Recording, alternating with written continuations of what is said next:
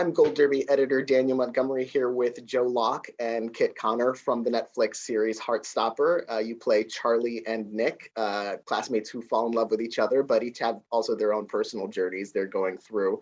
What do you enjoy most about these characters, you know, as people, as individuals that you get to play? You can start with Joe. Oh, I think for me, especially, Charlie is he's just such a nice person. I think the word nice is so underrated when describing someone, but like Charlie is just nice. He cares about his friends and family, and it's so nice to be able to play a character that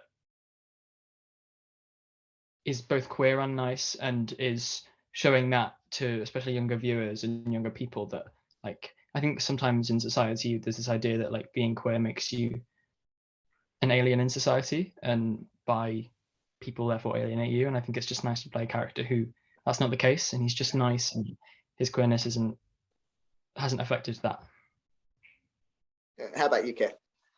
Well, I too, I think I'm going to use the word nice for sure. But I think that, I mean, the fact that they are two very nice queer characters is always a bonus. But I think one of the best things about playing Nick is he's got so much sort of going on in his head. A lot of my performance for me felt very much internal, especially like, you know, when I wasn't speaking or when I was just sort of sitting in my room alone. I think one of the most important things for me playing it was just having that internal kind of conflict in his head. And he's just so desperate to, like, you know, not let anyone down or not, you know, yeah, I think that's one of the most important things for me, but it's lovely to play him in that sense. And you know, what was like the casting process of you know, getting to play these roles? Like, you know, were there a lot of callbacks, a lot of auditions? Joe, how about you? Yeah, I mean, I think me and Kit had slightly different casting processes because it was my first job, and so I hadn't done any professional acting before that. I'd done lots of amateur acting, but the producers of Heartstopper wanted to make a really authentic casting, and so they did an open call, and I saw that, and a friend was like, Joe, you should go for this, and so I did. And then every round that I'd get through, it was like, oh, this isn't real, this isn't happening. And then it's like, oh, maybe this actually is happening. And so yeah, I did about 4 or 5 auditions, and me and Kit did a Zoom chemistry read because it was COVID, which was interesting. Yeah. I'm not sure how much you can assess chemistry over Zoom, but clearly you can. Kit, how about you? Yeah, I mean, as Joe said, my experience in the casting was slightly different in the sense that I'd been acting for a few years beforehand. So I kind of, it all came through my agent, and it was a self-tape. I mean, much like the open call in that sense. But yeah, I originally auditioned for Joe's character, for Charlie, which was probably an odd fit. But yeah, I mean, it was a good few auditions, mostly over Zoom. Then I had that Zoom meeting with Joe. Then I had a chemistry read in person with Karina, who plays Tara in the show. And then I finally had a chemistry read with everyone, including Joe. So it was quite a long process, but it was really exciting, and I really I was desperate to get the role. So yeah, a success overall. And once you were, you know, cast on the show, did you have a lot of time to get to know each other before you started filming, to kind of develop that bond between you and your characters, or did you just kind of jump in? We had a 2-week rehearsal process, which was, I think, invaluable in creating bonds between us. And also, like, because a lot of the cast were from open calls, a lot of us didn't have any idea what, like, acting in front of a camera or being on a film set was like. So I think those 2 weeks really made us all feel more comfortable and made us understand the characters. And we went through the whole script and talked about characters' intentions and all of that fun stuff, which was really great, especially like as a new actor in the industry. having that time to understand the character and therefore be able to do the character justice on the screen was really, really great. Yeah, I do also think that one of the benefits of the way that it kind of worked out with the schedule is that although we did have those 2 weeks to kind of, work through the script and the scenes and to get to know each other, it was also kind of being thrown into the deep end in the sense that, I mean, I was quite lucky in that Nick doesn't start off the show particularly close with many of the other sort of characters in the main ensemble. So, as we were making the show, we sort of suddenly would get closer and closer and closer. And we shot it in a relatively chronological order. So you could kind of see us as the characters get closer, us as actors getting closer as well. And that's also just sort of translated since we stopped filming season 1 and got closer and closer and closer. You can see it, and as we started doing press and everything like that. But yeah, we were definitely, I think that although we had those 2 weeks, we were still sort of thrown into the deep end. Definitely. And the series is based on the graphic novels by Alice Oseman, and she's also the writer on the series. Does that help a lot, like having the creator of the source material be the person on hand, working on the show? Yeah, it does. I think it was nice to Alice was on set most days, and so if we had any questions about something about the character we didn't totally understand, or intentions of the scene, we could always ask Alice, and that was really nice to have like the Heartstopper Bible in a person always on set. And everything, I think a lot of adaptations where they fall at the hurdle is that they don't have the creator of the series involved so much. I think that was something the production team really wanted to make sure, that Alice was fully involved from the start and in everything. And it means that the adaptation is true to the source material, which then in itself, I think always means a better outcome for everyone. But it was really nice in that Alice also allowed us to make the characters our own and add our own spin on them, and make sure it wasn't just a carbon copy of the text straight on to the screen. We got to like make our own versions of Charlie and Nick and everyone else. Yeah, I also think that just having Alice there, because they really are like, it's their baby. It's Alice's creation. The fact that she was there every single day pretty much meant that it really felt like everyone was there to make it, and we all really wanted to make it. It was like a real passion project for everyone, which is never ever a bad thing for a TV show to be made under those kind of circumstances. So having Alice there as the sort of driving force of that kind of passion was great. Now, the show presents a lot of diversity in terms of people's identities, and me as a 38-year-old, I didn't used to see all that that much on TV in when I was a teenager. How meaningful is that to both of you, and how well does that reflect kind of both of your experiences of seeing the world as teenagers?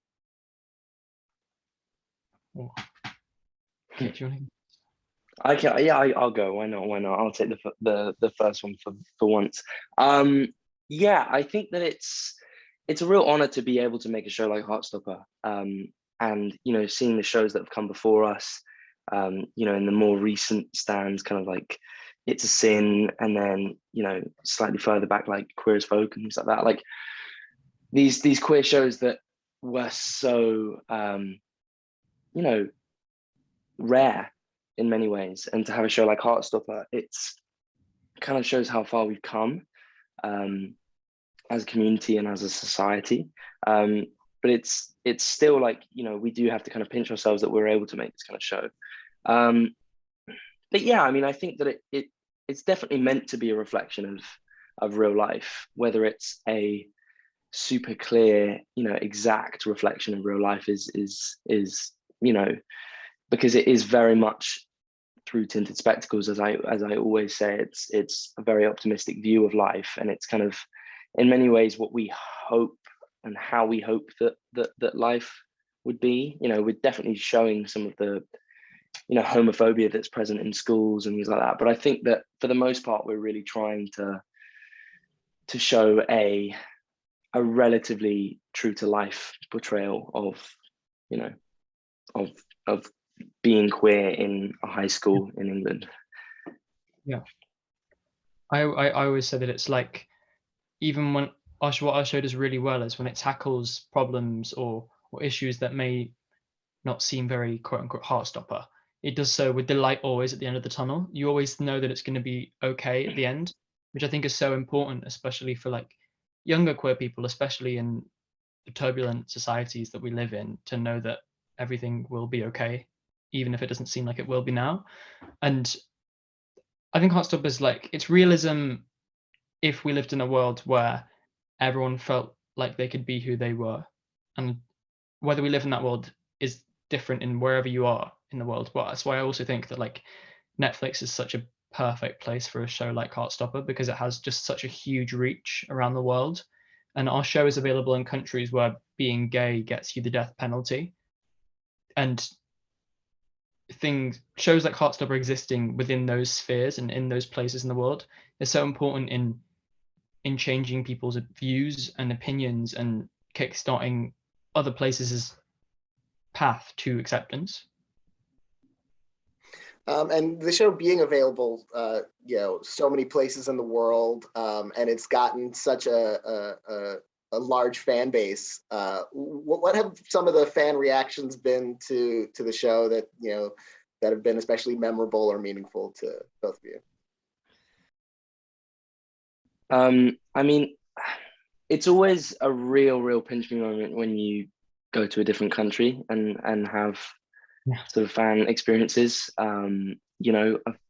We all as a cast and in different times have gone to loads of different places, and we were in Paris for Fashion Week a little while ago, and that was insane. The fan base in Paris was so passionate and exciting. It was so cool to be walking down the street and having these kind of interactions in Paris, and then going to America and having these American fans was a real pinch me moment. I think especially because in the UK we sort of watch so much American media and consume so much American media, and it's kind of funny to see that these Americans are consuming our little British show. But yeah, I think that's one of the craziest things for me is going to a different country. But it also hits very hard sometimes when we're in London walking down the street and someone stops you. Yeah, I think one thing I've noticed about people who enjoy Heartstopper and will meet you in the street is every single person cares about the show and cares deeply about the interaction they had with the show, which I think is such a rare and really beautiful thing. Yeah. And what inspired both of you to become actors and to tell stories in this way with your lives and careers? I think, should I go first again?